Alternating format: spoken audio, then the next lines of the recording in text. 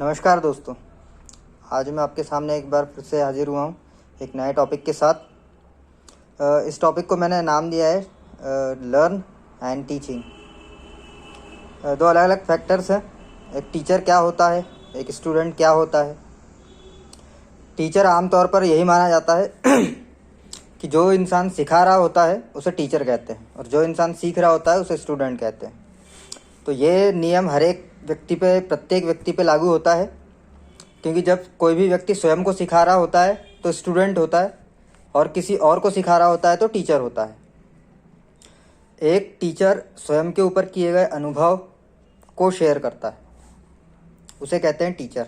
एक ऐसा इंसान जिसने अपनी लाइफ में अनुभव लिए हैं किसी सिद्धांतिक मुद्दे पर, किसी सिद्धांत के ऊपर उसने अनुभव हासिल किए हैं, उन अनुभवों को बताना, उस सिद्धांतों को बताने वाला व्यक्ति टीचर होता है। उसने पर्टिकुलर किसी सिद्धांत के ऊपर स्वयं को परखा और उससे जो रिजल्ट पाए उसको बताने वाले व्यक्ति को टीचर कहते हैं। उस बात को समझाने वाले व्यक्ति को टीचर कहते हैं। सभी टीचर्स का अपना अपना एक ट्रेंड होता है, अपना अपना एक तरीका होता है बातों को और अपने अनुभवों को सिखाने का। स्वयं को सिखाना एक अलग मामला है, किसी और को सिखाना एक अलग मामला है। तो वो अनुभव जो हमने स्वयं को सिखाए हैं, जब हम किसी और को सिखा रहे होते हैं तो वो टीचर कहला रहे होते हैं उस समय। और उस चीज़ को सिखाने का तरीका अलग अलग होता है सभी व्यक्ति का।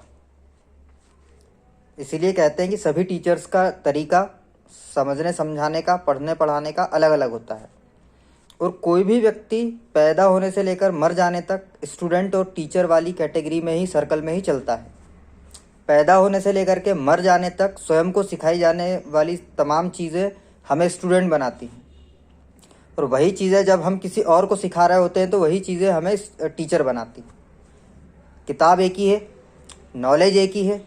जब हम वही नॉलेज स्वयं को सिखा रहे हों तो स्टूडेंट है, और जब वही नॉलेज हम किसी और को सिखा रहे हों तो टीचर है। और इसी चीज़ के ऊपर आधारित हमारे एग्जामिनेशंस होते हैं और उसमें रिज़ल्ट मिलते हैं, हमें डिग्रियाँ मिलती है हमें। तो उस डिग्री के बिहाफ पर हम ये कहते हैं कि हम टीचर हैं या स्टूडेंट हैं।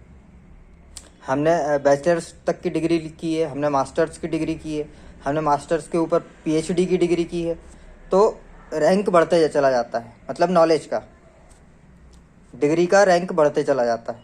तो इस टाइप की चीज़ें हमें देखने मिलती है इस टॉपिक के अंदर कि हम अपने आप को मास्टर्स कब कह रहे हैं, जब हमने मास्टर्स की डिग्री हासिल कर ली है। हम अपने आप को डॉक्टर कब कह रहे हैं, जब हमने डॉक्टरेट की डिग्री हासिल कर ली है। तो इस तरीके से जब हमारा रैंक बढ़ता चला जाता है नॉलेज का, तो उससे डिसाइड होता है। वैसे तो अगर आप स्कूल न जाओ, पढ़ाई लिखाई न भी करो, तब भी आप टीचर और स्टूडेंट रहोगे हमेशा, चाहे आप स्कूल जाते हो चाहे नहीं जाते हो। यदि स्वयं को सिखा रहे हो, किसी और को सिखा रहे हो, तो मतलब टीचर स्टूडेंट परंपरा में हो। टीचर स्टूडेंट परंपरा उस इंसान पे लागू नहीं होती जो न तो खुद को सिखाता है न किसी और को सिखाता है। उस इंसान पर ये परंपरा या पद्धति, ये थ्योरी, ये साइकोलॉजी लागू होती ही नहीं है। वो प्रत्येक व्यक्ति जो स्वयं को सिखा रहा है, किसी और को सिखा रहा है, मतलब वो टीचर स्टूडेंट परंपरा में ही है। वो चाहे माता पिता हो, चाहे बच्चा या पिता हो, या माँ पिता, इस टाइप से हो, बच्चा या माता हो, तो वो स्टूडेंट और टीचर वाली परंपरा में ही है।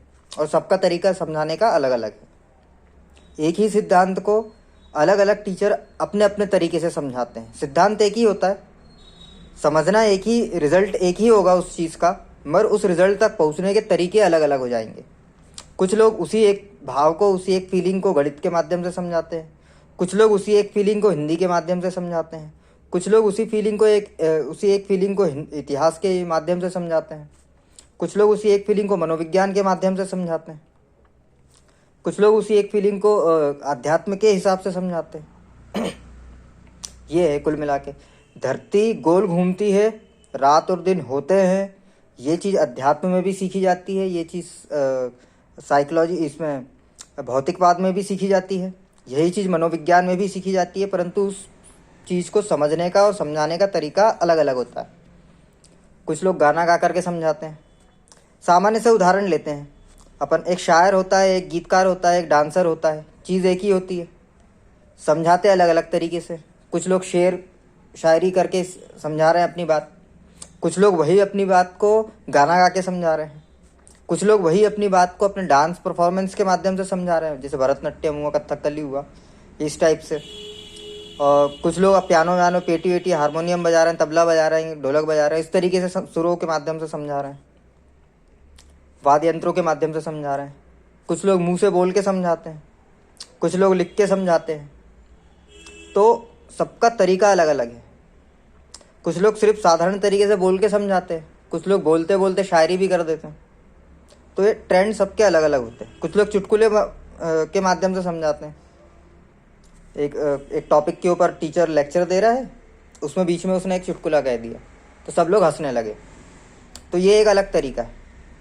कोई टीचर एकदम सीरियसनेस के तरीके से समझाता है कि एकदम पिन ड्रॉप साइलेंस रहेगा, मेरे सिवाय किसी की आवाज़ नहीं आएगी, इस टाइप से। तो स्वयं को समझाना या किसी और को समझाने के तरीके डिफरेंट डिफरेंट होते हैं। ये कुछ लोगों को एक ही बात एक ही तरीके से समझ में आ जाती है, कुछ लोगों को एक ही बात अलग अलग तरीक़ों से समझ में आ जाती है। परंतु कुछ लोग ऐसे होते हैं जिन्हें थोड़ी सी बात समझ आती है किसी एक तरीके से, बाकी थोड़ी बात समझ आती है किसी और तरीके से। तो ये इस टाइप की चीज़ों को समझना पड़ता है, सीखना पड़ता है, अनुभव करना पड़ता है, उसके बाद में अपन को अप्लाई करना पड़ता है, तब जाके अपन कहीं टीचर पद हासिल कर पाते हैं। और ये 1-2 दिन में नहीं हो पाता। आपने मास्टरेट की डिग्री ले ली है मगर उससे आप टीचर नहीं बन गए। आपने बीएड डीएड कर लिया है, एमएड कर लिया है, एमटेक कर लिया, पीएचडी कर लिया, वो सारी चीज़ें कर ली है, पर उससे आप टीचर नहीं बन गए।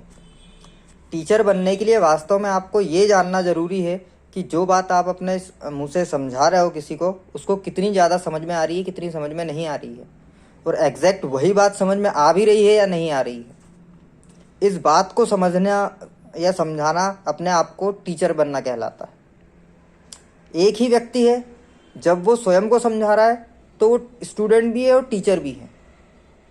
जब वो खुद के दिमाग से सवाल पूछता है तो स्टूडेंट होता है, जब वो खुद के दिमाग को जवाब बता रहा होता है तो टीचर होता है। फिर ऐसे ही जब खुद के दिमाग से सवाल कर रहा होता है तो टीचर होता है, खुद के दिमाग से जवाब दे रहा होता है तो स्टूडेंट होता है। यही 4 पद्धतियाँ हमेशा माइंड में सेट रहती है। बस अपन अपने आप को ऐसा फील नहीं कराते कि यार हम स्टूडेंट बन के कर रहे हैं या टीचर बन के कर रहे हैं। तो ये एक सोच विचार का तरीका है। यदि हम स्टूडेंट और टीचर की लाइफ को देखें तो प्रत्येक व्यक्ति पैदा होने से लेकर के मरने तक, और मरने से लेकर के दोबारा पैदा होने तक, मतलब पुनर्जन्म वाला मामला। तो ये जितनी भी चीज़ें हैं, ये सारी की सारी चीज़ें बिलोंग करती हैं हमारे सोच विचार की तकनीक पर। हमने अपने दिमाग को किस तरीके से ट्रेनिंग दी है। जब हम पैदा हुए थे तब हमें कुछ भी पता नहीं था, हमारा दिमाग बिल्कुल ब्लैंक था।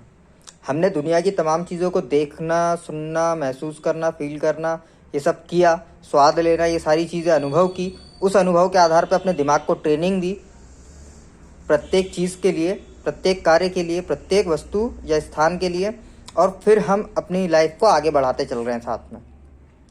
तो जिस टाइप की ट्रेनिंग हमने अपने दिमाग को दे रखी है, वही ट्रेनिंग समझ करके सामने वाले की बातों को सुनना समझना पड़ता है, तब जाके एक सही स्टूडेंट बन पाते हैं हम।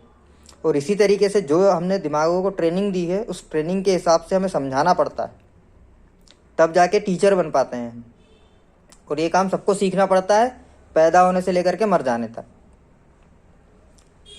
क्योंकि लाइफ क्या है, एक पैदा होना, मर जाना, इसके बीच में जितनी भी चीज़ है वो है लाइफ। और ये सारे काम उस लाइफ के अंदर ही करने पड़ते हैं। आपको आत्मा परमात्मा की बात करनी है, इसी के बीच में करनी पड़ेगी। आपको भौतिकवाद, साइंटिफिकता या एकेश्वरवाद या इस टाइप की बातें करनी है, दर्शन शास्त्र की बातें करनी है, वो आपको इसी लाइफ के बीच में करनी पड़ेगी। इसके न तो इसके पहले कर सकते हो, न इसके बाद कर सकते हो। ये तमाम कार्य आपको इसी लेवल पे आकर के इसी तरीके से करने पड़ेंगे। तो सब्जेक्ट वही रहते हैं, सब्जेक्ट ढेर सारे हैं, उन सभी ढेर सारे सब्जेक्ट्स के बहुत सारे टीचर्स हैं। अब वो सारे टीचर्स अपना अपना सब्जेक्ट या एक दूसरे का सब्जेक्ट अपने ढंग तरीके से समझाते हैं। तो अपन में ये काबिलियत होनी चाहिए कि उनकी बातों को अपन समझ सकें। और अगर ऐसा नहीं कर पा रहे हैं तो फिर टीचर में ये काबिलियत होनी चाहिए कि बच्चे को उसके हिसाब से समझा सकें, कि उसको समझ में आ जाए आसानी से।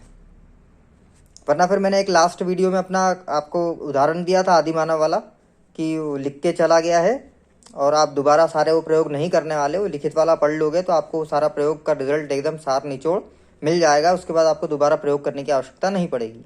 अदरवाइज़ आपको हर बार शुरू से शुरू करना पड़ेगा और उसमें आपका समय कितना बर्बाद होगा वो फिर सोच विचार से बाहर की चीज़ है।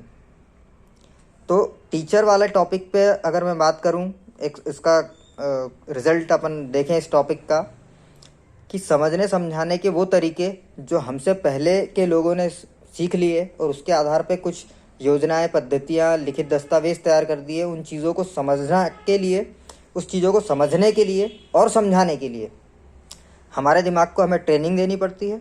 वो ट्रेनिंग अगर हम सही तरीके से दे पा रहे हैं तो हम सक्सेसफुल व्यक्ति हैं, सक्सेसफुल चीज़ कर पा रहे हैं, टीचर स्टूडेंट पद्धति को सही से फॉलो कर पा रहे हैं, समझ पा रहे हैं। अदरवाइज़ हम कहीं ना कहीं चूक कर रहे हैं,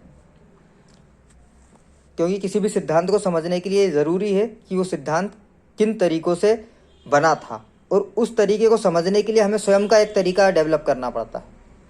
टीचर ने पाइथागोरस प्रमेय बता दी, मगर उस थ्योरम को समझने के लिए हमें स्वयं का एक तरीका डेवलप करना पड़ता है अपने दिमाग में।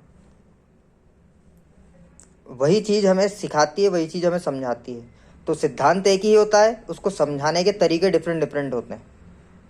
अब किस बच्चे को किस तरीके से समझ आएगा, ये तो मतलब फिर सभी बच्चों का दिमाग अलग अलग होता है, सभी बच्चों को अलग अलग तरीक़ों से ही समझ आता है। परंतु टीचर को एक ऐसी योजना तैयार करनी पड़ती है ताकि सबको साथ में लेके चल सके। सिद्धांत एक ही है, टीचर का तरीका भी एक ही है समझाने का। अब उसको, टीचर को उस तरीके को फॉलो करवाना पड़ेगा बच्चों से।